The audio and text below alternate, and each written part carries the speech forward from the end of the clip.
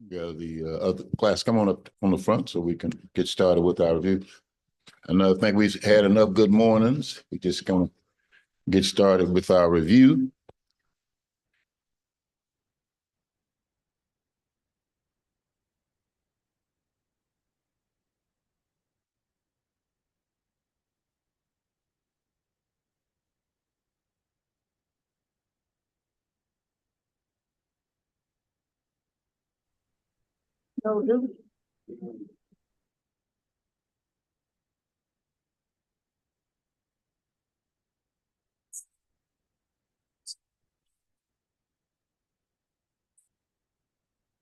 Yes.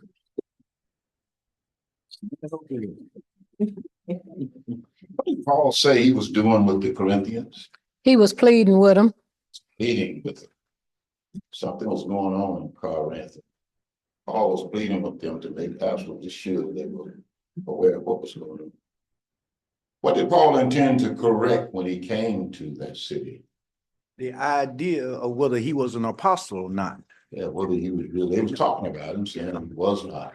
May have been because some of the people may have known about Christ and the 12, and they didn't see Paul, and he came some 14 years later. So he's saying he's really not one of them.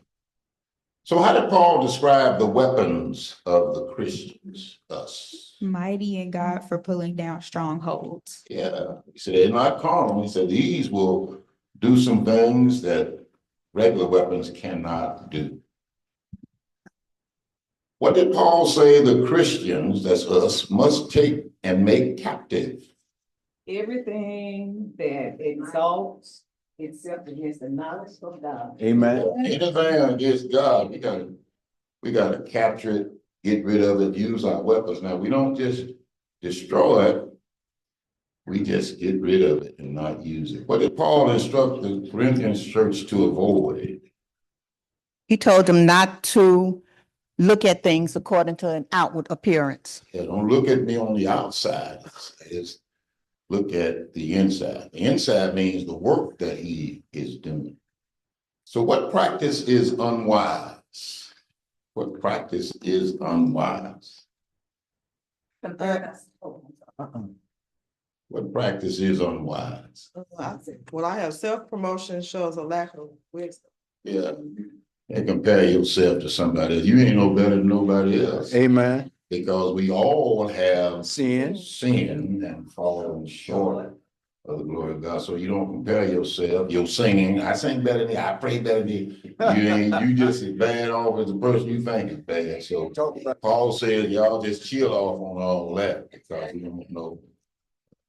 All right, what did Paul bring when he came to Corinth? The gospel of Christ. He brought the gospel. What should we bring? We go to people. The gospel of Christ. All right. Who is approved? Who is approved? The Lord. The Lord does the approval. He takes care of business. So don't you strive. And that's our mantra here too. Yeah, sit down and mind your own business.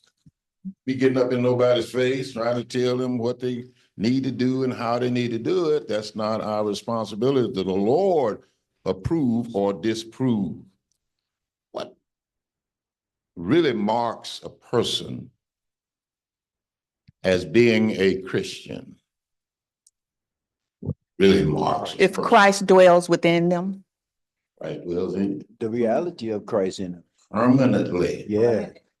See, you have a lot of folks who say they are Christians. Yet Christ is not permanently there.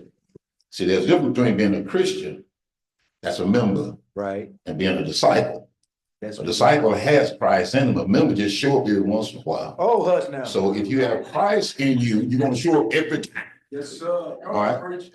What will be the evidence of Christ being in you what's the evidence? He coming out. He's coming out. Because if he's in you, it got to come out. Yes, sir. If Christ is in you, you're going to act just like Christ. Yeah. So what did Paul say they were accusing him of? Being weak. Being weak. They say, well, you write these old tough, hard letters getting all on top of it, but then when you show up, You just as weak as there is. He said that's the way Christ is. Yeah. That's So how my did Paul say he came to him in the first place? me. Yeah. Yeah, in 1 Corinthians chapter 2, he said, when I came to you, I didn't come with I didn't come excellence. with excellency of speech or wisdom. No, I just came to declare Jesus Christ and and him him crucified. crucified. And they took that as being a Weak. sign of weak because he just preached Christ in a weak, meek, and gentle way. Amen. Amen. What was Paul's situation when he was writing these letters? He He was probably usually tired, traveling. working at night. Yeah. Been through people trying to kill him, and Yeah, he was working. What did he do for a living? he was a tent Tent maker. Tent maker. You know what a tent maker do? He sew all day. And so probably the reason he had that dictated because his hand was sore from doing all that sewing. And most of his writing was done at night.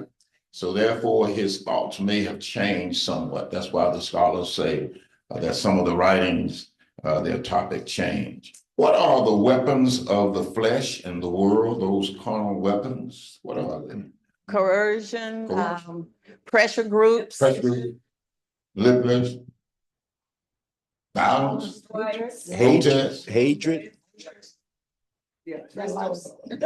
What has history taught us about those weapons? They don't None of They them don't work. work? They do not work. Or what are our weapons? love, Uh, kindness, uh, trust, truth, rap with love, faith, Service. prayer, and service. and service. That's that's our review. Amen.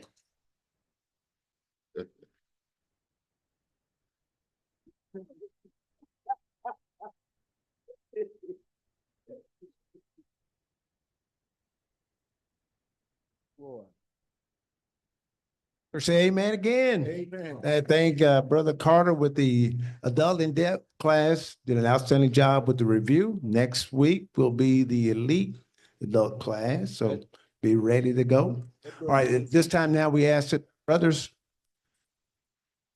It's a battery on this one. I need to get it recharged. Brothers, go to the room on the side, and I think we have some donuts left in the back. All right. Getting started in about 13 minutes. Thank you. We're gonna close it out.